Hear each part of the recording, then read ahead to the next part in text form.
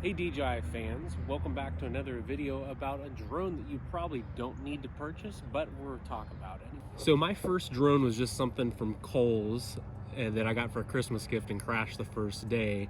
And then my first real drone was a Mavic Air 2. I still have that drone. I've had it for 2 years. I've probably crashed it 10 to 20 times. I never even looked at doing any mini drones because when I got into utilizing drones for commercial work, I was told I needed to get a Mavic Air 2 because I was doing real estate for a company based out of state in Florida. So I just followed what they said and rolled with that. And then that's when I opened up the can of worms of actually wanting to know, all the nitty gritty stuff about drones. I didn't look at minis ever because they weren't even on my radar. I didn't know the difference between the Air 2, Air 2S, Pro, anything like that when I first got into it. And I never really wanted to buy a mini. At least on the Mini 2s or the original minis, because I think maybe like the battery life didn't get it for me, or it didn't shoot in RAW, or it didn't actually have maybe like 4K, which realistically most stuff's delivered in like 1080. I have very few customers who demand 4K, and more often than not when customers want 4K, they end up saying they can't utilize the footage, or they want me to change it back in some fashion. So most stuff's delivered in 1080, at least that I do. So this is my first mini. This is the first time I've had anything this small, and this was my first experience flying one. I think probably are we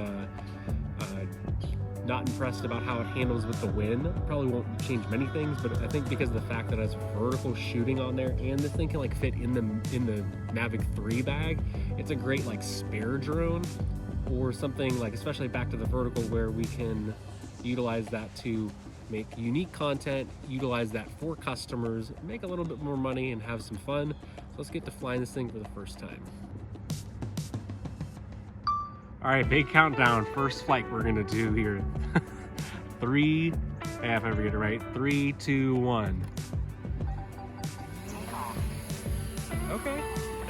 This is like severely quieter than any drone I've ever had. Like, man, like you compare this thing to the Phantom 3 or Phantom 4, you're not going to hear anything at all. Let's see, I'm just on N mode. Let's try Sport.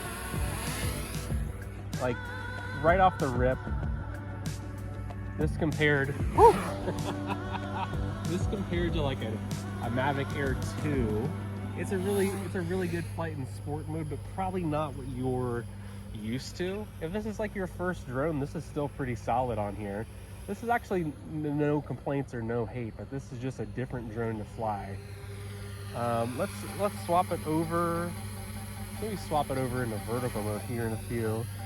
Let's take this thing out for a spin and see what we got. We're just at an open field here in Columbus, and let's go let's go sport mode. Right now, right around 13 kilometers per hour. It's getting it, man. It is getting it. This little mini's cool. I always fly a ton of flights per day doing real estate, so I have to be in and out and back. And I better get DJI care on this thing soon enough. So let's see what we got. Here's where it's at. Here's the vertical mode shot. That was pretty sweet. This is definitely a different view than what I'm used to. I dig it though. Man, that was close to almost hitting something. So I've definitely never, oh man, first time flying vertical like that. I just like to risk it for the biscuit and go for shots. And see what can happen. That could have easily been a crash, but it's definitely a way different perspective, and just something that I've never seen. And again, I've probably done like, I don't know, 2,000 flights for fun, for doing work, and that is just something different. It's like having your first drone all over again. I wish this was kind of like available on the Mavic Air 3, especially for the fact that this drone came out before the Mavic 3. Yeah, so definitely sport mode's not what you would have, or not what you're probably accustomed to having on on some of like the Air 2s, but it's like, that's the first thing I'm thinking of right here, which really isn't that big of a deal. Yeah, so first overall impressions on this thing is it's got just as good quality as I've seen on like the Air 2 or Air 2S, probably the Mavic 3, a little biased right there.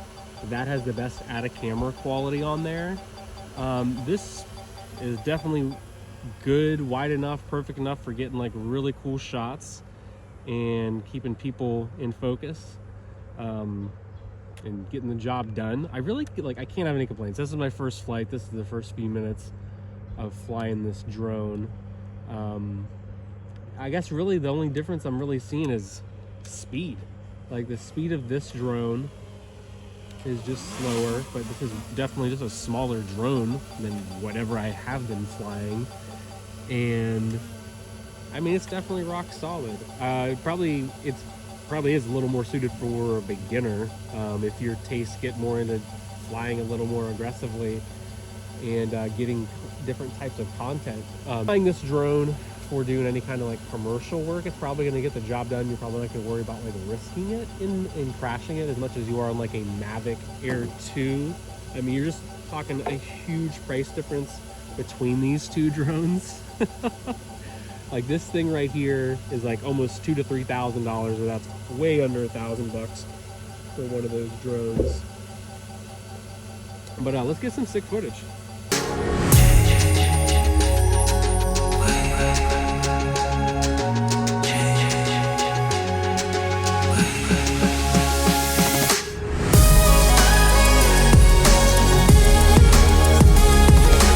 I've got a plethora of drones, the Mavic Air 2, Air 2S, the Mavic 3. I've had the Phantom before, and I've got the FPV. So I just can't stop spending all my money on these drones. But truthfully, I got this drone, it was open box at a computer store.